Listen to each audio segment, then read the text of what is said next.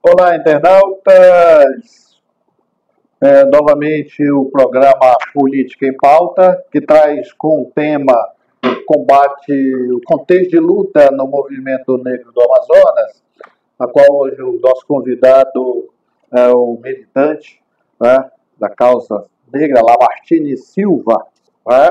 Antes de entrarmos no diálogo com o Lamartine, eu queria novamente indicar o livro, tá? O livro Rio Negro, Terra Indígena, Estudos Disciplinares, Cultura, Direitos, Arte e Educação no Amazonas, organizado pelo professor Nelson de Matos Noronha, e que foi lançado recentemente da Livraria Nacional, e é uma obra que tem o selo da Lexia Cultural, patrocinado também pela FAPEAM, Fundação de Amparo à Pesquisa no Amazonas, e editado em conjunto com a EDUA. É uma obra que nos permite circular e ver as várias facetas políticas socioculturais da região do Alto Rio Negro. Então, esse livro, lançado recentemente na Livraria Nacional, está lá, Lamartine, na Livraria Nacional, para as pessoas acessarem, lerem, enfim, e criticarem. E dizendo que a Livraria Nacional é o que nos apoia culturalmente nas nossas atividades aqui da Política em Pauta, como também a Cantina da NIL, que atende servidores técnicos, o público em geral, aqui na cantina do IFCHS, né? Com muita presteza, muito profissionalismo e uma equipe de profissionais extremamente harmonizado conosco, em harmonia conosco e tudo mais. Hoje, Política em Pauta também tem aqui, Lamartine, o quadro pintado pelo professor Marcos Castro, nosso vice-diretor do Instituto de Filosofia, Ciências Humanas e Sociais, geógrafo, né? Um brilhante geógrafo que trabalha as questões urbanas, e esse quadro ele nos presenteou e está fazendo parte do nosso cenário aqui. Tá? Nós estamos na Semana da Consciência Negra, né? E a Semana da Consciência Negra como um marco político. Tá? E no tema de hoje, que vamos discutir com Lamartine, em Política em Pauta, o contexto de luta no movimento negro no Amazonas. O nosso convidado, Lamartine Silva, mora em Manaus. Ele é discente do curso de Pedagogia, tá? Pela Faculdade de Educação da Universidade Federal do Amazonas, é produtor cultural, MC fundador do movimento hip hop no estado do Piauí, do Maranhão, membro da rede Movimento Hip Hop Nacional, o MHHOB, Movimento Hip Hop Organizado Brasileiro, muito interessante, membro da rede de comunicação e tecnologia livre para populações negras, Rede Mocambos. Isso. Foi conselheiro nacional de cultura e juventude, representando o povo afro-negro. Tá? Ele também elabora projetos, produz projetos em diversas linguagens do território brasileiro, em especial na região amazônica e fora do país. Produziu intercâmbios de palestras, isso é interessante, né? Mostra a grandeza e a mobilidade e a ação política do nosso convidado. Ele proferiu palestras e intercâmbio cultural em países como a França, São Tomé e Príncipe, na Itália, na Bélgica e na Espanha. Também pelas cidades brasileiras como Maranhão, São Paulo, Brasília, Salvador, Rio, Macapá, Manaus, Belo Horizonte, Porto Velho, Belém, Piauí e entre outras. Né? Na realidade, levando sempre a cultura negra e articulando o movimento. Atua em projetos sociopolíticos culturais e ambientais desde 1992. Ministro da oficina e workshop em questões étnico-raciais, movimentos sociais, foco na questão do hip hop, moradia, juventude, elaboração de projetos, e desempenha ação na cidadania ético-racial,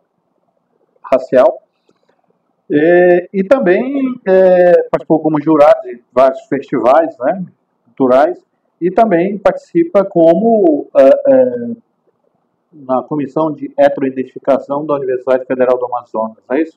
Seja bem-vindo, Lamartine Silva. Obrigado. Lamartine, Quem é Lamartine Silva? A gente sempre tem que primar pelas nossas raízes para entender, né? Porque que a gente, desde o nome, né, é o nosso compromisso, né, social e racial. Meu nome é justamente em homenagem a Lamartine Babo, né, que é um grande músico sambista, porque meu pai era sambista. E eu venho de uma família de pessoas, de professoras, mulheres professoras, né? Que a minha bisavó foi a primeira professora leiga da cidade de Colinas, no Maranhão, né? Ela ensinou a ler e escrever várias autoridades, inclusive pessoas que foram prefeitos da cidade. E era uma pessoa que veio do regime do regime de escravidão, minha bisavó, né?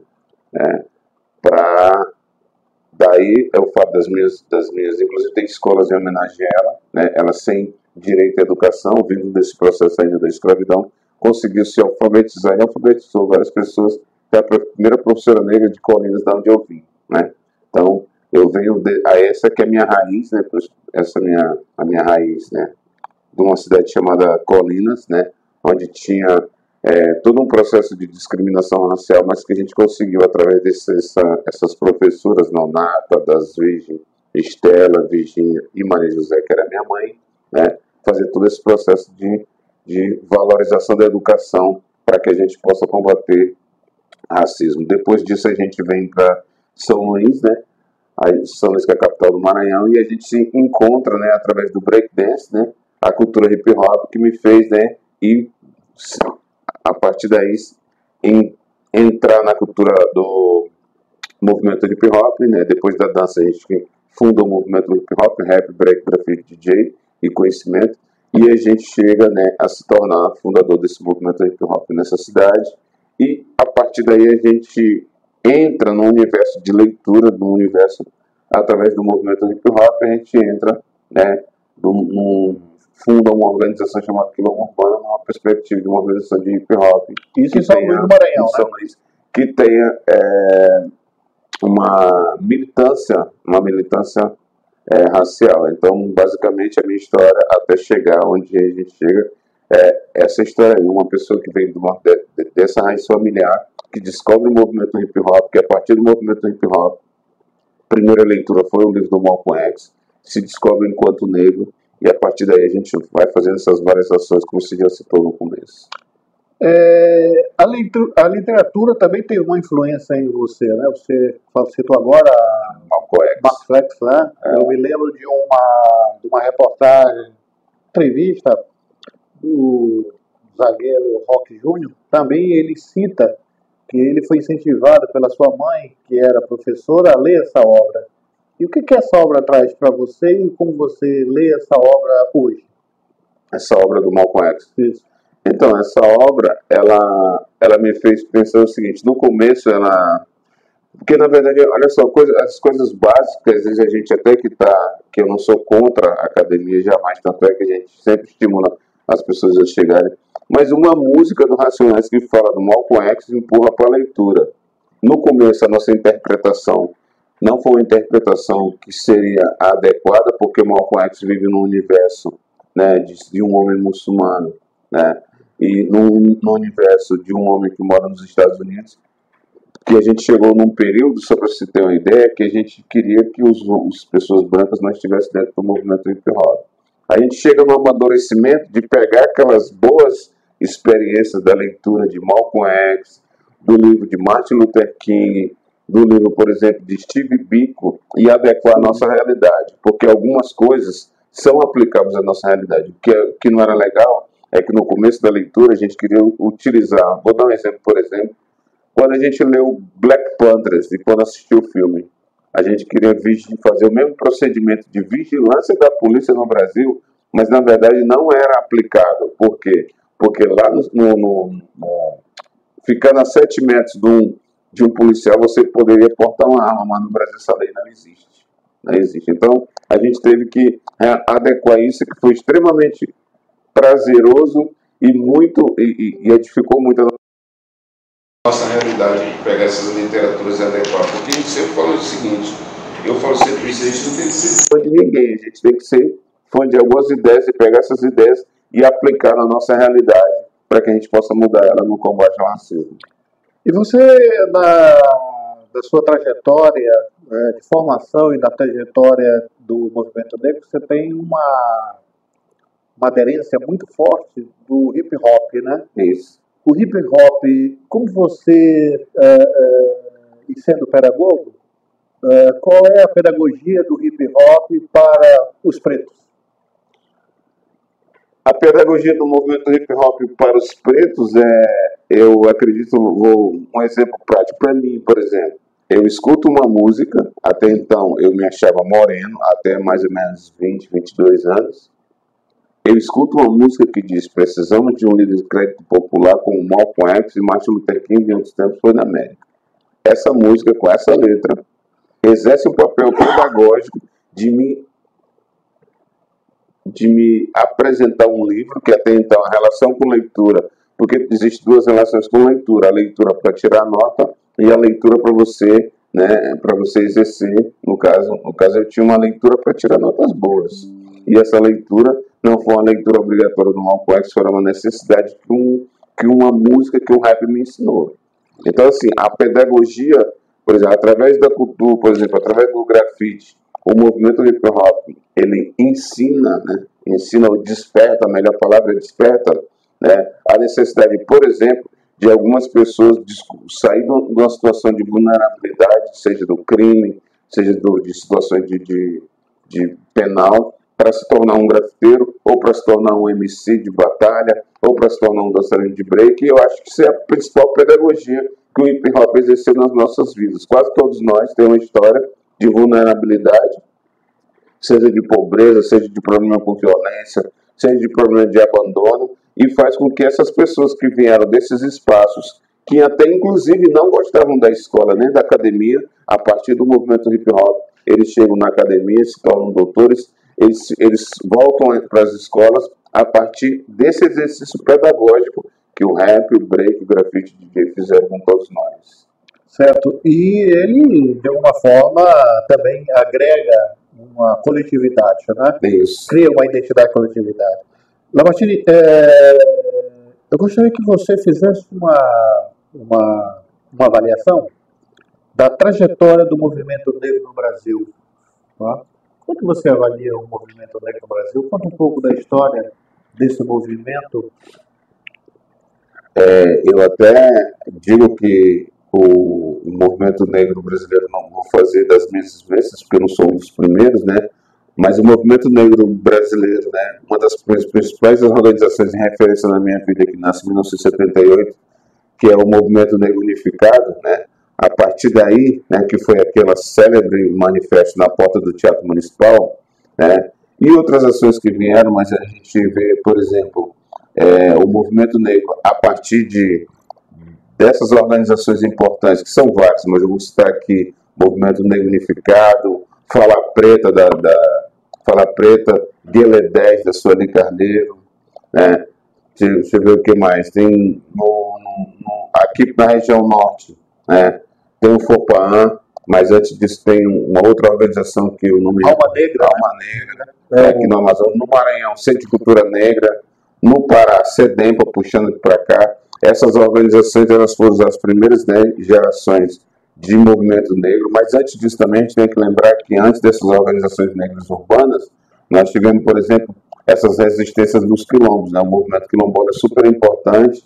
Eu digo que a gente é o bebê, o movimento hip hop, e nem todo movimento hip hop tem essa questão para pretas organizações, mas eu digo que assim, esse movimento negro que veio desde a criação, lá atrás, desde os primeiros congressos de movimento negro, ele fomentou as resistências através de quilombos, através de escolas de samba, através de movimento hip hop, através de agremiações afros, através de tambor de crioula, através inclusive do bumba boi, que todas essas manifestações, as pessoas pensam assim, bom, isso é só festa. Não, por trás tem uma resistência. Tanto é que o próprio samba, né, já que é uma coisa mais universal da realidade brasileira, o próprio samba, em alguns momentos, ele foi proibido, e era proibido o crime de vadiagem, né? O Bumba Boi lá no Maranhão foi proibido durante um tempo por crime de vadiagem. Como a capoeira. Como a capoeira também. Então essas resistências, a história do movimento negro, o teatro do Abdias de Nascimento também, né? Essas resistências serviu para inspirar essas novas gerações. Inclusive me inspirou, porque tenho 55 anos, que eu vou fazer agora dia 22 de novembro, mas assim, a gente veio dessa escola que, a partir desses exemplos, a gente reinventou, né? Claro que hoje em dia nós temos umas pautas, né? Temos umas pautas que ainda são extremamente atuais, que é o combate ao racismo, mas a gente se desdobra, né, em outros aspectos mais técnicos, como entender, por exemplo, um termo que já existe desde lá atrás, mas que a gente não falava antes, que são tipificar os diversos tipos de racismo que existem no Brasil, como, por exemplo, racismo ambiental, racismo estrutural, racismo institucional, que já existe há muito tempo, mas era necessário. Só agora a gente consegue começar a desmiuçar essas variações de racismo, até mesmo para enfrentar algumas coisas que a gente acompanha no dia a dia, que é que as pessoas acham que combate ao racismo é lacração, que combate ao racismo é uma política identitária que favorece o neoliberalismo, essas coisas que a gente tem que se atualizar para enfrentar essas várias coisas. Mas eu acho que assim, as conquistas do movimento negro, fazendo uma avaliação do movimento negro, as conquistas são várias. A lei de cotas eu me arrependo de não ter ido, mas foi no dia do meu aniversário. Eu ia para aquela conferência de Durban. Aquela conferência de Durban é uma conquista, né? A universalização a nível mundial, a partir de Durban, para fazer a política de combate ao racismo, o Estatuto da Igualdade Racial, o aumento de pessoas negras em cargos de poder no país, entendeu? O aumento de pessoas dentro de negras na universidade, sejam homens, sejam mulheres. Então, eu faço uma avaliação, mesmo ainda com os desafios que a gente tem, uma avaliação positiva do movimento negro brasileiro.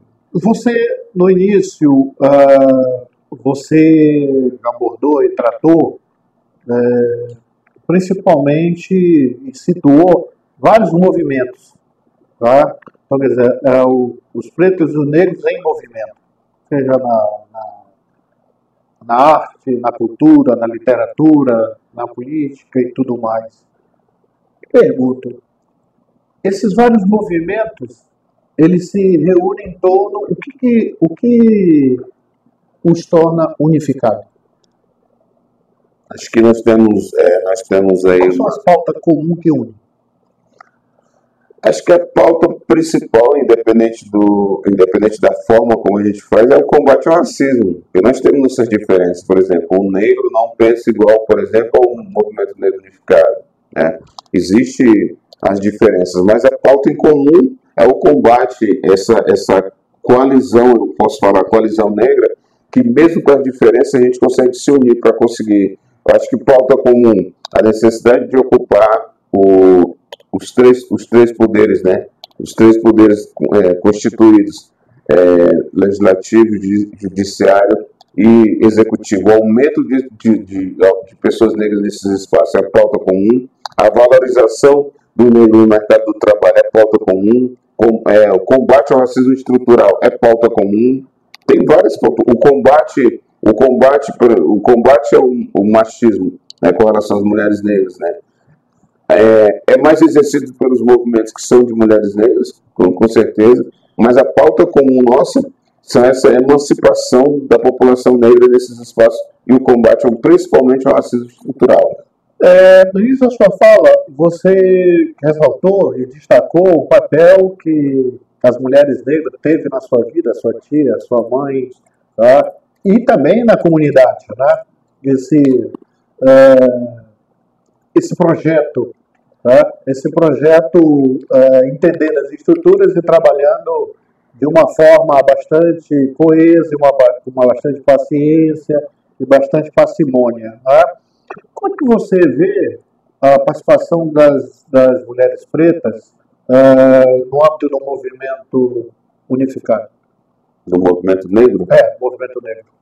Então, as mulheres dentro do movimento negro, em determinado período não tinham ainda organizações de mulheres negras, mas é extremamente louvável essa iniciativa, porque da mesma forma a gente não pode querer que o racismo, né, para as mulheres negras ele vem bem em dobro do que, por exemplo, para os homens negros. Então, eu vejo que boa parte, né, dessas organizações negras de mulheres que surgiram não foi para rachar o movimento negro, pelo contrário, foi para fortalecer, porque da mesma forma que é necessário ter um movimento negro, por exemplo, uma organização, um movimento negro que congrega homens, mulheres, LGBTs, hip hop, da mesma forma, tem a mesma importância uma organização só de mulheres negras, uma organização de LGBTs negros, porque isso não racha o movimento. Simplesmente a gente trata coisas específicas, não ser específicos,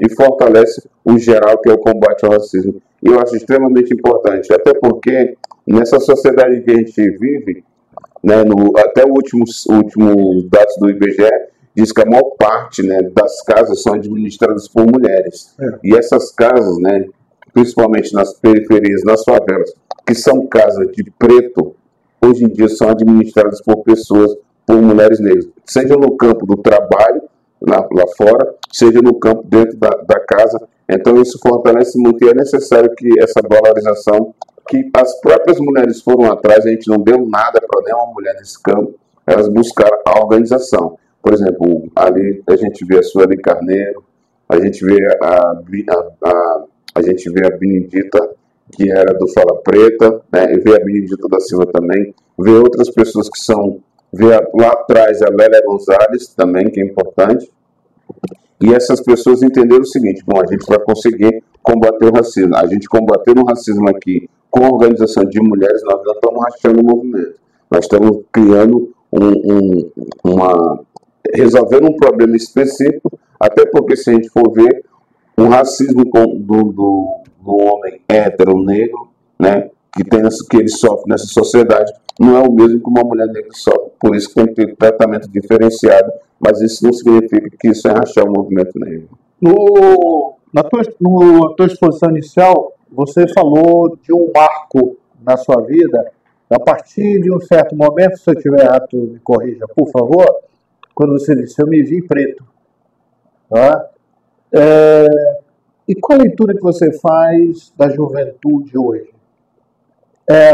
Considerando que nós estamos, como éramos de uma outra geração, a nossa juventude era um período da ditadura militar. Tá? E nós viemos de várias camadas estruturadas e estruturantes com relação à negação da negritude. Tá? Tanto do ponto de vista acadêmico quanto do ponto de vista social, isso absorvido pela sociedade em geral, instrumentalizado bem por uma elite contrária às questões negras. Porém, nós estamos em outro contexto, com a ideia de que, a partir da Constituição de 88, como você analisa a relação entre juventude e negritude? Considerando esses movimentos que você falou, de hip hop, da juventude, que é a turma dos grafiteiros, né? Enfim. Eu acho assim, na minha fase de juventude, existia ainda, né, uma dificuldade, pegando pela minha experiência, eu tinha uma dificuldade de usar, por exemplo, subterfúgios que me foram passados a partir do espaço educacional. Por exemplo, no espaço educacional, nós tínhamos algumas coisas que talvez não existissem hoje. Por exemplo, nós tínhamos palmatória, que não vejo mais hoje. Nós tínhamos uma coisa que eu nunca gostei, o desfile de 7 de setembro obrigatório, para que você desfilasse, por exemplo, de corrente, né, mesmo que fosse a corrente de cartolina, mas era corrente, no 7 de setembro, coisas que eu nunca gostei de fazer. E você retratar a escravidão, colocar uma pessoa negra de tanga com a corrente para dizer como se aquilo ali fosse positivo para mim. Né? E eu nunca gostei de fazer isso. Eu trato isso como uma coisa que é difícil de aceitar, entendeu? Então, assim, isso foi me empurrando para algumas coisas. Por exemplo, como eu não ouvia falar de zumbi, nem de dandara, não ouvia falar de hip hop, não ouvia falar de nada disso dentro da escola, não tinha. Por exemplo, já tinha James Brown, mas na escola ninguém falava de James Brown com a gente. Ninguém falava da luta racial dos Panteras Negras na escola. Ninguém falava falava, por exemplo, eu fiz o seguinte, 13 de maio de Princesa Isabel. Então, esse espaço educacional da minha juventude me levou a entender que ser preto não era legal. Então, por isso que eu não aceitava se chamar de preto. Eu aceitava o seguinte, eu sou moreninho. Né? E aí, com o passar dos anos, a gente tem acesso à cultura hip hop, a gente deixa de usar esse subterfúgio, que é um esconderijo, moreno, para se tornar preto. Então, essa juventude de hoje, ela tem acesso com o apogeu da internet, ela consegue ter autoafirmação enquanto negro e ter esse compromisso de si, mesmo que seja um ato individual, mas essa coisa de... Isso que eu, por exemplo, passei, talvez não passe, porque a gente tem vários exemplos aí no rap, de mulheres e homens no rap com cabelo black, com cabelo enrolado, com cabelo rasta. A gente já não tem essa mesma dificuldade, embora o racismo estrutural exista, entendeu? A gente acha assim, bom, beleza, tem pessoas de black nas novelas, na televisão, tem. Talvez, né, na minha fase de juventude, não tinha. Tinha pretos, né, trabalhando de empregada doméstica ou sendo bandido na novela.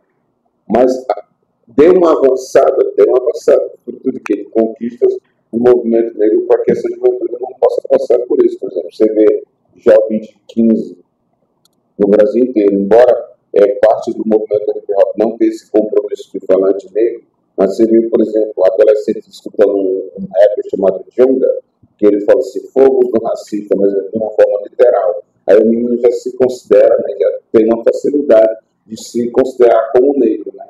Seja muito antes de chegar na universidade. E da nossa época, várias lideranças, eu me lembro do Magno Cruz, a maior liderança que a gente considera o nosso zumbi. Ele foi para a faculdade fazer engenharia e só se tornou negro na faculdade. Então, essa coisa de se tornar negro, até mesmo por conta do movimento hip hop e outras culturas colaboram, tem sido com... Eu fui na juventude, mais de 20 anos, mas hoje em dia eu acho que essa galera que é da periferia, que é negro, que ouve falar de periferia em vários espaços, tem se autoafirmado um pouco antes do que a minha autoafirmação, que só foi na juventude, e eu passei a minha adolescência toda negando que eu era negro. É um fator positivo, fruto dessa luta de ocupação de espaço que se vem fazendo aí nesses vários espaços da sociedade. Uma questão, Lorde, você agora há pouco falou do Magno Cruz, o engenheiro, tá?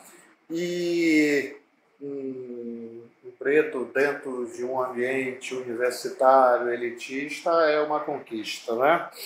E aí me veio faço uma pergunta, pautado no seguinte fato. Recentemente, um jornalista escreveu no editorial, jornalista de uma edição de jornal local, sobre a questão da ação afirmativa, dizendo que ela, de alguma forma, elimina a meritocracia. Tá? Ou seja, ele estava dando ênfase à meritocracia em relação à ação afirmativa. Tá? Lógico, trata-se de uma opinião. Tá? Mas como é que você avalia essa relação entre ação afirmativa e meritocracia ladeada e defendida e às vezes contraditórias nas interpretações de muitas pessoas? Eu vou pegar um exemplo, que é legal a gente trabalhar com uns exemplos, né? Eu me lembro do Tasso Genro, a gente foi dar uma palestra junto com ele. Na época, se não me engano, ele era ministro da Justiça. Isso. Ele era ministro da Justiça. E a gente estava num 20 de novembro desses, estava lá no Rio Grande do Sul. E a gente foi dar uma palestra junto na Assembleia Legislativa lá no Rio Grande do Sul, e eu estava na mesa e ele também, junto com outras pessoas do movimento negro local lá. E aí ele disse o seguinte, olha, eu sou um cara branco, né? Não sou do movimento negro, mas sabe por que eu defendo as ações afirmativas na palavra de Tasso Genro? Ele falou o seguinte, uma coisa básica. dentro do campo jurídico, quando uma lei, embora ela esteja no papel, e ele citando o artigo 5º que diz que todos nós somos iguais perante a lei, ela na prática, ela não está acontecendo, é necessário que a gente crie ações afirmativas, né, para reparar a não aplicação na prática dessa lei. A ação afirmativa é isso, não tem nada de a ver com tirar mérito de alguém, até porque as pessoas que ascendem a essas vagas, né, em vários campos da sociedade, por ações afirmativas, elas têm mérito, sim, elas têm mérito. A maior parte da população brasileira que num estágio, por exemplo, num estágio de concorrência em determinadas, seja no concurso público, seja numa universidade, estão em situação de desvantagem. É uma coisa simples, né? Não é que são menos inteligentes, mas, por exemplo, é muito fácil falar de meritocracia quando um aluno da rede pública tem que trabalhar e estudar numa situação que ele não tem a mesma condição de concorrer a um concurso público, a uma universidade, que um aluno que tem uma renda familiar resolvida, que não precisa trabalhar, que só vive para estudar. Então essas condições não tem nada a ver com meritocracia.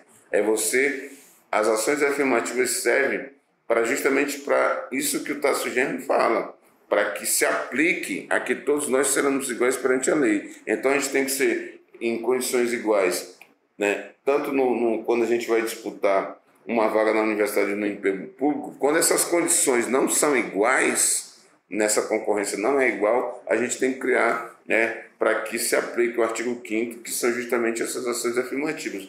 Ninguém que passa por ações afirmativas ou cotas não tem mérito, não tem condições de participar. Pelo contrário, existe sim condições, tem inteligência, e não é nenhum vitimismo isso falar isso, e nem é nenhum favor da sociedade fazer isso. É um direito nosso para que a gente possa fazer essa sociedade aqui, seja na universidade, seja no mercado de trabalho, igual. Existe, né, um plano nacional de equidade racial dentro do judiciário que trabalha isso. Está sendo construído um plano nacional de igualdade racial, que inclusive dia 29 e 30 nós vamos para um seminário internacional de hip hop, nós vamos discutir, vamos sugerir para a ministra de promoção de igualdade racial, da gente no campo de moradia, no campo de terra, no campo de quilombo, no campo de trabalho, no campo de escola, a gente promover essa igualdade racial. Mérito, se a gente for falar só de meritocracia,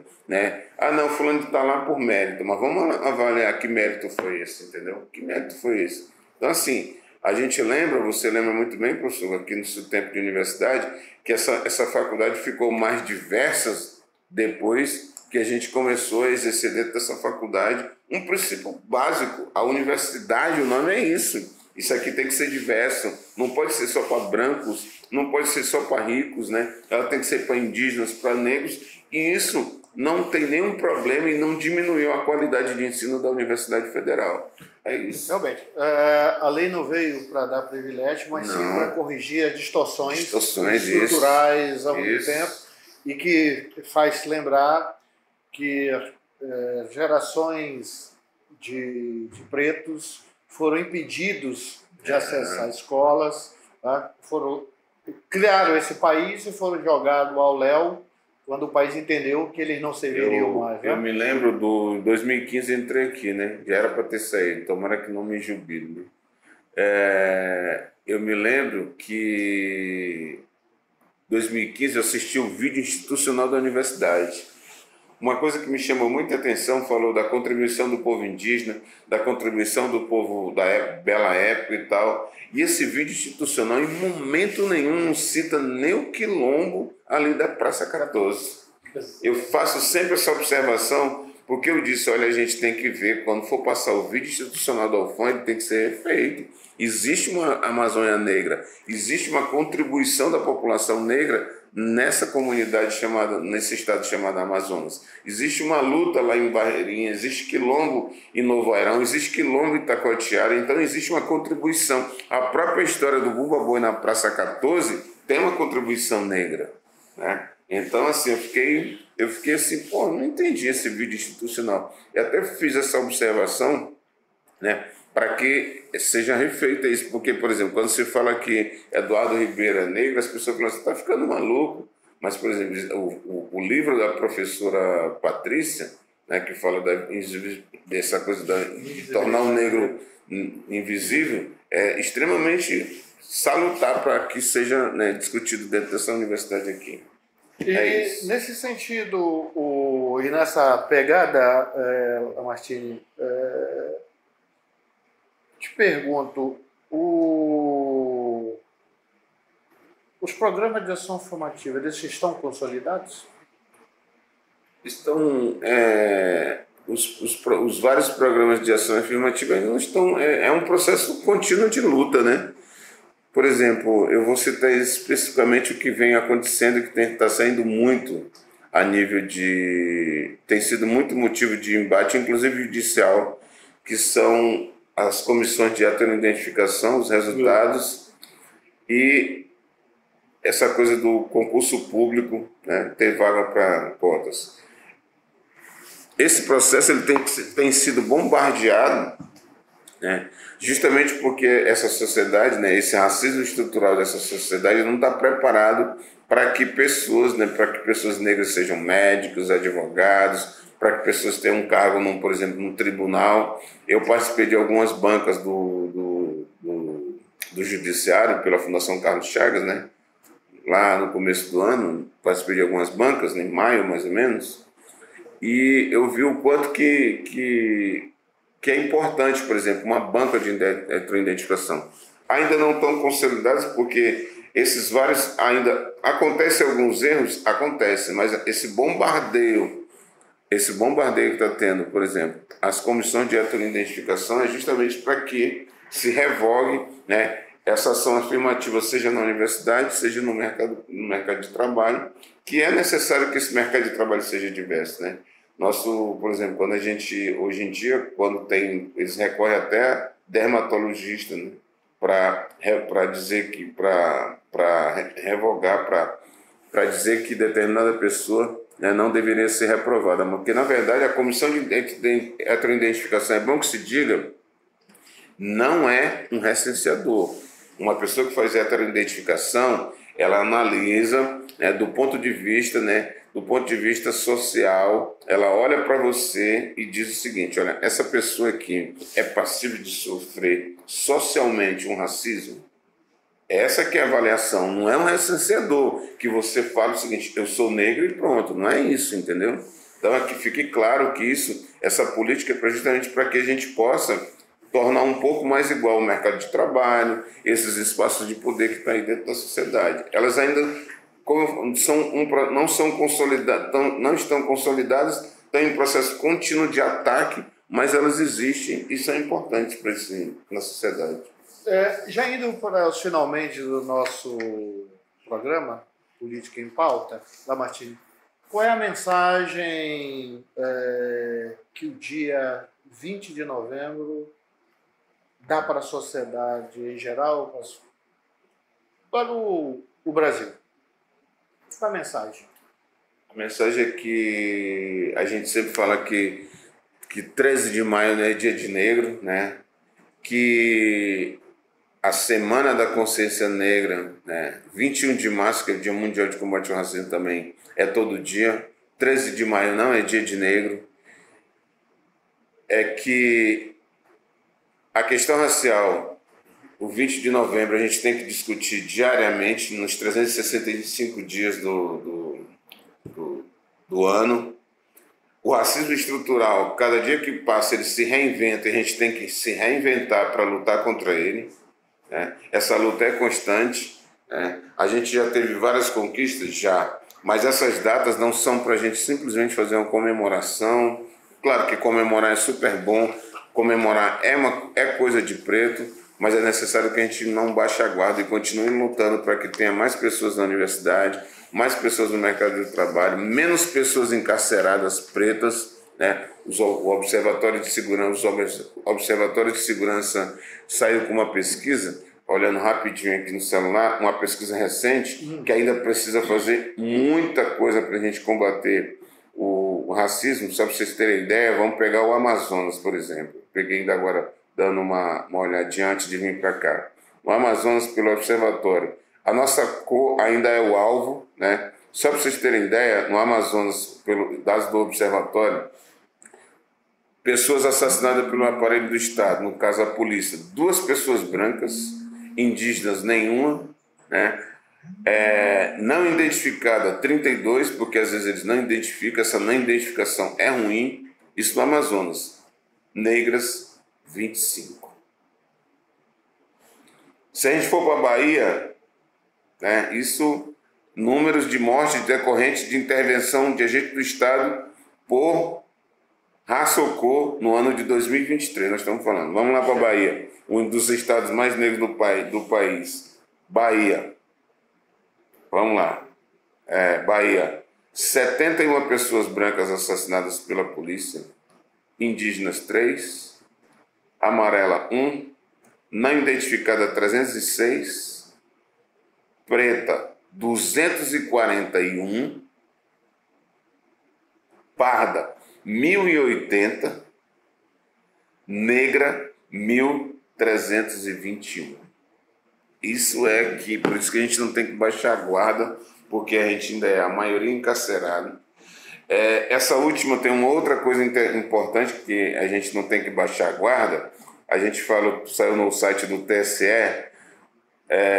um relatório do TSE mostra que 57% dos prefeitos e cerca de 50% dos vereadores eleitos agora nessa última eleição são homens brancos, enquanto os negros são 37%, segundo o Enesco. Ou seja, nós ainda não estamos nos cargos de poder, nem somos a maioria da direção dos partidos, nem de esquerda e nem de direita. Essa é a realidade, infelizmente, entendeu? Então, por isso que a gente não tem que baixar a guarda, porque essa coisa de dizer, não, esses pretos é vitimismo, não é ser vitimista, por isso que a gente não tem que nem ligar para isso, nem a lacração. Existem pessoas que falam o seguinte, essa luta identitária é coisa do neoliberalismo. Lutar para ter mais pessoas em cargo de poder no judiciário, legislativo, judiciário não é identitarismo. Nós não estamos falando de colocar um preto pelo preto, nós estamos falando o seguinte, de colocar pessoas que lutem contra o racismo estrutural dentro das instituições, inclusive nos cargos de decisão, e é por isso que a gente não tem que baixar a guarda. E, como sempre, salve 20 de novembro, é super importante ser feriado nacional, é super importante ter essa data para a gente, pelo menos, fazer esse debate que a gente fez hoje no seu podcast, nesse programa maravilhoso. E, mais uma vez, professor Raimundo, muito obrigado por essa oportunidade. Nós que agradecemos. Só lembrando, antes de finalizar, que o quadro Lamartine, do professor Marcos Castro, tá, simboliza essa luta, tá, a qual ele desenhou com muita propriedade, tá, um olhar fixo, forte. E lembrando também que nossos apoiadores, tá, Livraria Nacional, a qual está este livro lá à disposição, tá, para que as pessoas conhecerem, livro Rio Negro, Terra Indígena, Estudos Disciplinares, Cultura, Direitos, Arte, Educação no Amazonas, organizado pelo professor Dr. Nelson de Mato Noronha.